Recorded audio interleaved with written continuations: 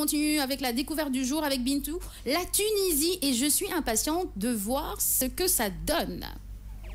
Découverte dans la matinale.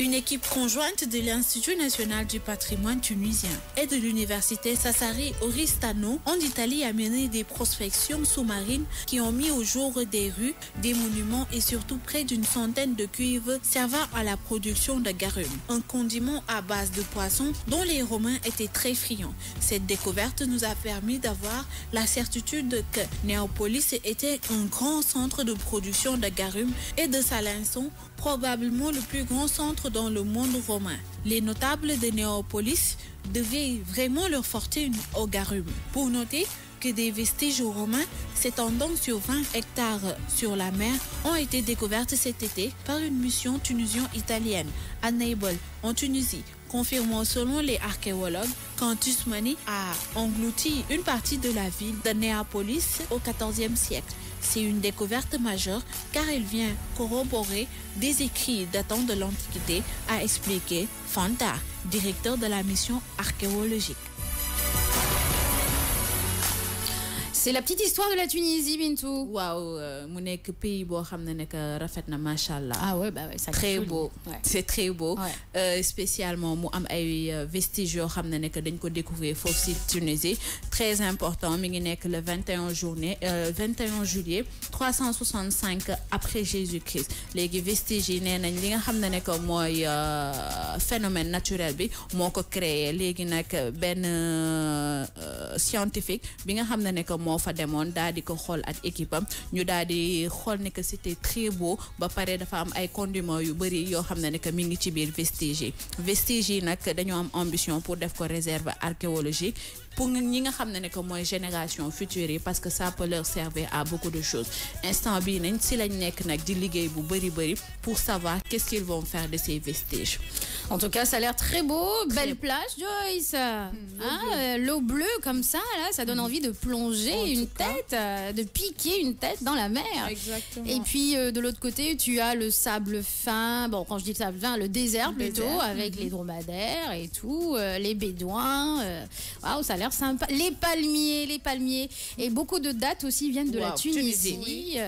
À part ça, qu'est-ce qu'il y a d'autre que vous connaissez de la Tunisie? Je sais de connaissance que les Tunisiens ou les Marocains et enfin l'Afrique du Maghreb, ils sont très très plats épicés. Ils mangent beaucoup épicé, donc ils ont énormément de diversité d'épices et tout. Donc tout ce qui est curry, coriandre et tout, ils en consomment énormément. Et voilà, c'est une superbe ville, super bien construite. Les écoles aussi sont très bien là-bas. Ça, je le sais parce qu'il y a beaucoup d'étrangers.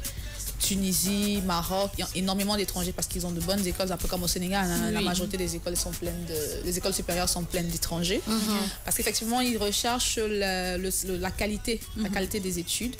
Et franchement, en ce moment, je crois qu'ils sont plutôt le climat politique est plutôt calme. Hein. Oui. À l'époque, il y avait des petites tensions. Voilà. Tu avais des gens qui se brûlaient dans la rue, qui s'auto-mutilaient et tout. Ouais, heureusement, nous avons progresser petit à petit parce que c'était une instabilité, mais ils savent qu'instant bini il faudrait que nous valorisions scène de côté tourisme, mais il faudrait aussi que instabilité politique bi nga xamné que mo fa amone ñu dépasser que motax c'est devenu un pays bo xamné que ñu ci bari ñi commencé wa di delu ci ndank-ndank.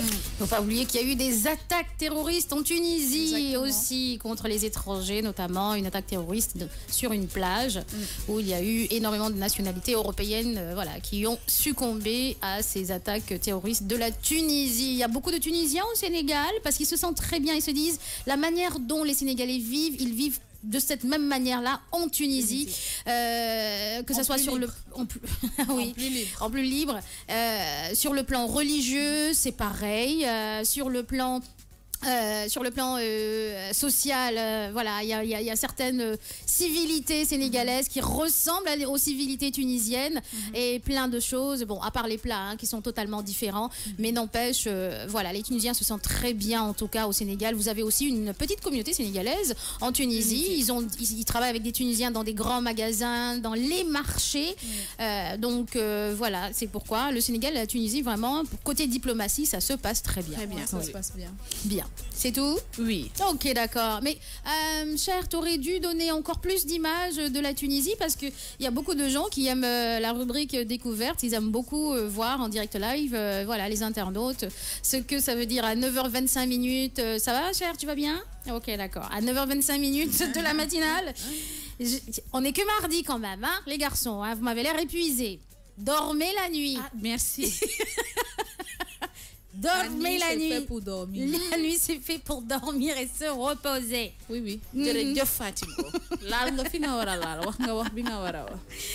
Allez, on continue en musique et puis on revient avec le portrait du jour. L'Ivoirien qui a créé la marque Black Cap, la marque de maquillage Black Cap. Il s'appelle Fabrice Mahabo.